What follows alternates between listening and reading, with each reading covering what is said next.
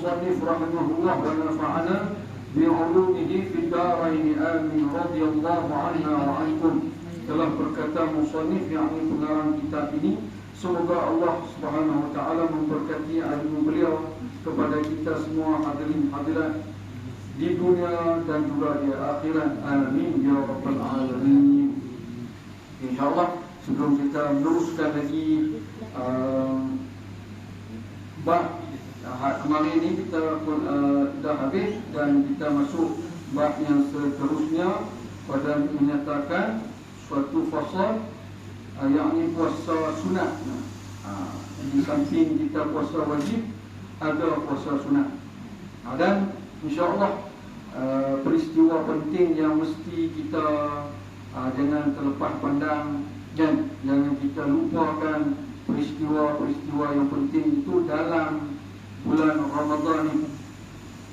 Yang dah terlepas itu pun terlepas juga, tapi kita kena ambil juga berat dan mengetahui tarikh-tarikh penting itu.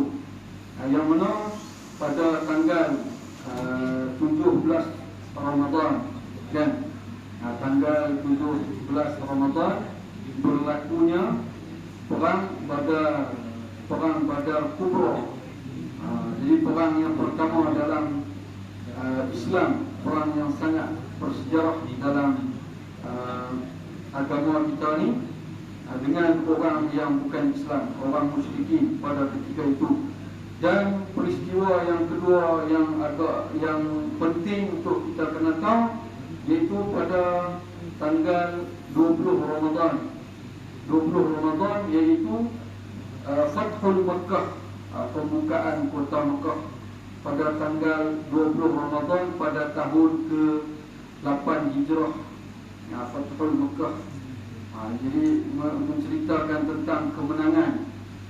Dan 25 Ramadan, 10 akhir, dua perkara yang penting, iaitu 25 Ramadan tu yang mana Nabi robohkan segala berhala-berhala yang ada di kawasan Kaabah. Berapa banyak ada? Berapa banyak? Kalau kita tu kira orang kata apa familiar lah, angka 360 kan. Bukan fungsi gelap buat ni. Cerita dia 360 tu apa? Cerita dia dimusnahkan segala berhala-berhala yang ada di hadapan Kaabah. Angka 360 kan. Terdapat 360 berhala yang Nabi SAW robohkan menggunakan bersama dengan para sahabat dan juga bersama Nabi, iaitu dengan tongkat. Yang mana Nabi setiap kali roboh patung berhala yang terdapat, dia panggil berhala tu nama dia Al-Uzza. Mengenai dalam surah lepas pada tu surah An-Najm kan, afara'aitumul Lata wal Uzza kan. Jadi waktu tu maknanya patung berhala yang Nabi robohkan tu dengan tongkat, dan setiap kali Nabi roboh, Nabi akan baca apa? Wa qul ja'al haqq wa zahaqal batil innal batila kana zahuqa. Pedang. Begitu juga berhala-berhala yang lain. Dan juga sempena ini juga yang mana ahlullah, jadi ahlullah orang muqarrabin ni, yang mana mereka ini ahlullah ni, mereka setiap kali apa saja benda yang terdapat mazmumah di dalam hati kita, itu juga merupakan berhala yang ada dalam hati kita. Apa? Riya, sum'ah, takabur, sombong, apa tu yang patut kita godam dalam hati kita. Juga ada banyak benda tu yang mana segala mazmumah tu patut wajarlah dirobohkan dengan waqul ja'al haqq wa zahaqal batil innal batila kana zahuqa. Jadi setiap kali Nabi robohkan patung berhala pada tahun 8 Hijrah, iaitu ketika Fathul Makkah kan. Fathul Makkah 20 Ramadan. Jadi selang 5 hari roboh patung berhala yang terdapat di sekeliling Kaabah. Dan satu lagi peristiwa pada 25 Ramadan itu Ghazwatul Tabuk, yakni perang Tabuk, perang yang mana yang terakhir Nabi menyertainya. Dia mengenai Tabuk lah, jauh. Dia maknanya sempadan antara daripada Madinah nak pergi Tabuk dulu dekat 800 kilo lebih. Sikit sampai Jordan. Itu peristiwa 4 lah yang penting yang mesti kita kena tahu. Hak yang telah lalu, yang dah lepas dah 11 Ramadan, iaitu peristiwa kewafatan Sayyidatina Khadijatul Kubra, isteri baginda Nabi yang pertama. InsyaAllah seterusnya sunat muakkad puasa pada beberapa hari yang fadilat, iaitu ada kalanya berulang-ulang sebab berulang-ulang tahun, dan ada kalanya berulang-ulang sebab dan berulang-ulang bulan, dan ada kalanya berulang-ulang sebab berulang-ulang 7 hari. Itulah tak dapat lari harian kita tu daripada puasa-puasa yang disunatkan. Adapun puasa yang berulang-ulang dengan sebab berulang-ulang tahun, iaitu maka puasa pada hari yang ke-9 daripada bulan Zulhijjah. Hari apa tu? Hari apa? 9 Zulhijjah tu hari apa? Arafah. Jadi hari Arafah disunahkan berpuasa pada hari Arafah. Dan pada hari yang ke-9 daripada bulan Muharram, 9 Zulhijjah, lepas tu 9 Muharram, dan puasa pada hari yang ke-10 daripada bulan Muharram, dan puasa dalam 10 hari yang pertama daripada bulan Zulhijjah, wal fajr wa layalin ashr, dari 1 sampai 9 lah kan. Rafat pasal esok tu tak ada puasa lah, dah hari tasyriknya. Okey. Dan 1 Syawal. Dan seterusnya disebutkan di dalam hadis, ma min ayyamin al-amalu fihinna afdal wa ahabbu ila Allah ta'ala min ayyami 'ashri Dzulhijjah, inna sawma yawmin minhu ya'dilu siyama sanatin wa qiyama laylatin minhu ya'dilu qiyama laylatil qadri.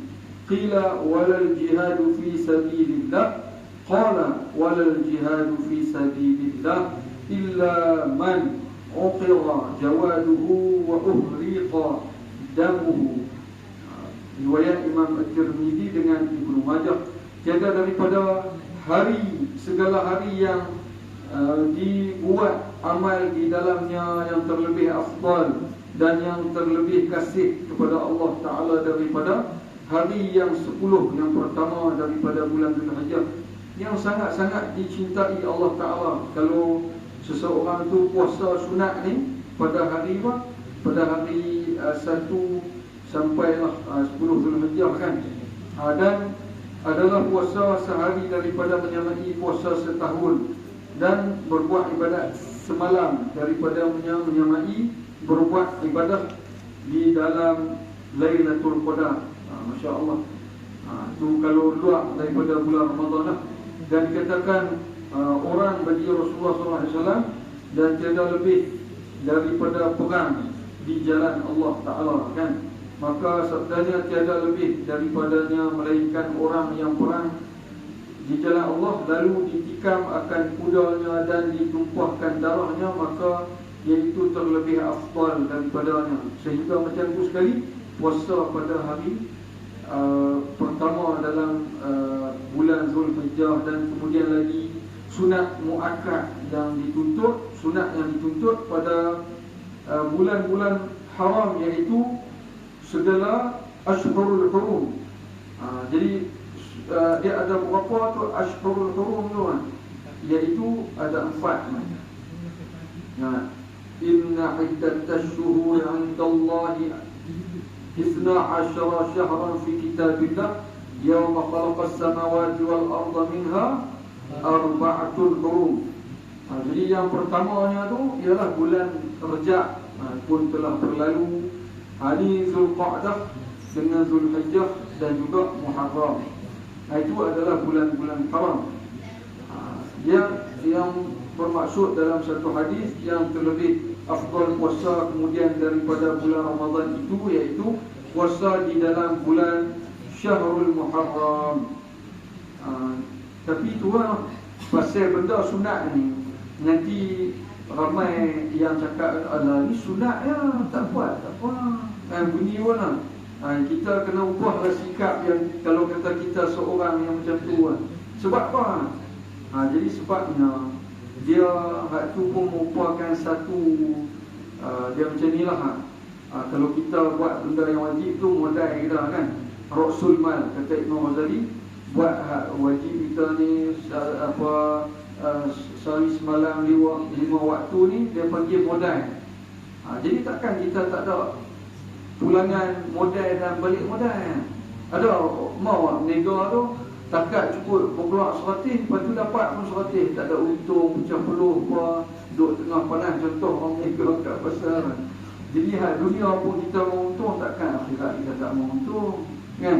Mesti kita nak keuntungan, keuntungan di sisi Allah Subhanahu Wa Taala, tentu kita nak. Jadi kepada yang selalu menyebut alah ni sunatnya tak buat tak apa, jadi dikhawatiri kerana kita meringankan. Kata ulama, man istaqaffa bin nawafil fastaqaffa bil faraid. Man istaqaffa bin nawafil fastaqaffa bil faraid. Siapa yang meringankan, dia meremeh-remehkan perkara sunat, lambat laun dia akan meremeh-remehkan perkara fardu. Namun ala ni sunatnya adalah kali hak wajib, ala ni wajib lah, kali yang wajib tu huyuk tak buat duitnya. Bermula daripada ala ni sunatnya. Tu kita kira paling tidak apa malah nak buat, cukup tahu lah memang malah nak buat, tak apa. Tapi jangan kira kita meremehkan sebab ianya sunat, jadi pasal sunat tu kita tak mau buat. Jadilah kali sampailah dia akan jadi bawah tu, sampai hak wajib pun dia tak ada nikmat dah nak buat. Jadi buat tak buat pun tak apa lah, masuk syurga dengan rahmat Allah. Benar betul lah kan? Betul memang masuk syurga dengan rahmat Allah. Tapi cerita dia tu kan, kalau nak bertemu dengan Allah tu kena amal soleh kan? Man kana yarju liqa'a rabbih falyamal amalan salihan wala yusyrik bi ibadati rabbih ahada. Jadi maknanya betul masuk syurga dengan rahmat Allah. Tapi bukanlah satu lesen dengan asbab itu tak mau buat apa langsung. Kita benda yang kita panggil uswatun hasanah, qudwatun hasanah, jadi contoh tauladan yang terbaik. Kita nak idolakan siapa lagi? Jadi mestilah Rasulullah SAW yang kita perlu idolakan. Kerana apa? Tu yang dijamin syurga pun solat bengkak kaki tengah-tengah malam kan, sampai kira bengkak kaki Nabi solat. Tu cerita pasal solat, tak kira cerita pasal hak lain lagi ya. Jadi orang hak jamin syurga tu pun kira tiap-tiap hari istighfar tak tinggal. Hak jamin tu kan. Kalau nak buat atas lesen besar tu tak buat apa pun tak apa, tapi ada Nabi buat dulu. Pasal dia Nabi, dia tak payah buat apa, pasal dia dikasih Allah, tak perlu buat apa lah kan. Jadi walaupun begitu rahmat Allah itu luas, besar, masuk syurga pun dengan rahmat, bukan pasal amalan, tapi sebegitu sekali Rasulullah SAW sampai nak diterima. Tu kata umat yang diberi diskaun oleh Allah Ta'ala, kita mana ada lagi umat yang terdahulu tak boleh diskaun 50 waktu tinggal 5 waktu kan. Daripada 50 waktu tinggal 5 waktu yang diberi diskaun lah kan. Tu pun suruh minta lagi diskaun, dan lagi tak ada apa kalau kita minta diskaun lagi tu. Sebegitu prihatin sekali Nabi SAW terhadap umatnya. Jadi mudah-mudahan orang tu kalau dia cintakan amalan fardu tu, insya-Allah dia juga akan kok mana pun dia akan cintakan juga amalan sunat. Melainkan dia dah tak ada hati dengan amalan wajib, dia nak main kok mana nak sunat. Dia mesti buah hasil daripada dia rasa nikmat dia buat perkara yang wajib itulah, boleh hasil hak sunat tu. Jadi itu merupakan keberuntungan kita di sana nanti, yang mana investment kita lah yang tu kan, yang mana kita akan terima di hari pembalasan nanti. Jadi mudah-mudahan Allah Ta'ala beratkan timbangan kita di padang mahsyar nanti, iaitu dengan amalan yang baik. Amin, amin ya rabbal alamin. Macam mana kita nak bagi timbangan kita tu berat hak dua amal soleh ni? Hak ni kalau kata kita nak hafal Sahih Bukhari tu ada 8,000 lebih jilid tu, kita hadis tu mungkin kita tak mampu kan. Tapi ingatlah hadis yang terakhir sekali dalam Sahih Bukhari apa? Yang dua kalimat, kalimatan khafifatan 'ala lisan thaqilatan fil mizan habibatan ila rahman subhanallahi wa bihamdi subhanallahil azim. Dua kalimat yang mana ringan, berat kan, berasa macam angkat berat 100 kilo kan. Subhanallahi wa bihamdi subhanallahil azim. Cuba ucap, rasa macam berat nak angkat gym 200 kilo ke 500 kilo kena lari ke, ringan. Subhanallah wa bihamdi subhanallahil azim. Boleh ucap yang tu sahaja akan berat timbangan kita di hari kiamat nanti. Maka itulah salah satu kita panggil amalan yang tidak ada yang dapat memberatkan lagi timbangan kita di padang mahsyar nanti, melainkan ucaplah. Itu hadis yang terakhir dalam kitab Sahih Bukhari, subhanallah wa bihamdi subhanallahil azim. Boleh buat, boleh istiqamah. Kalau tiap hari 3 kali itu ke cun terbaik ya, boleh lebih lagi, silakan, lagi bagus ya. Jadi ini merupakan salah satu amalan kalau kata di pondok-pondok, di pesantren, di mana saja pusat pengajian yang ialah berkaitan dengan kita panggil pengajian Islam ni. Satu ketika dahulu ni memang masyhur dengan buat khatam Bukhari. Kalau Ramadan, khatam Al-Quran banyak dalam bulan Ramadan. Sebelum Ramadan, Sya'ban, dalam Sya'ban tu banyak baca hadis dan banyak buat khatam Bukhari. Ada juga orang buat kenduri kan, maknanya macam iftar bulan Ramadan. Yang tu kira boleh dengan majlis-majlis bacaan hadis, tasmi' hadis pada bulan Sya'ban. Masya Allah. Jadi semoga kita beratkan timbangan kita di pada mahsyar itu dengan apa? Subhanallah wa bihamdihi subhanallahil azim. Aqulu qawli hadza astaghfirullahal azim. Assalamualaikum warahmatullahi wabarakatuh. Al-'afwu minkum. Bismillahirrahmanirrahim. Nawaitu shawma ghadin an adai fi syahri Ramadan hadhihi sanati lillahi ta'ala.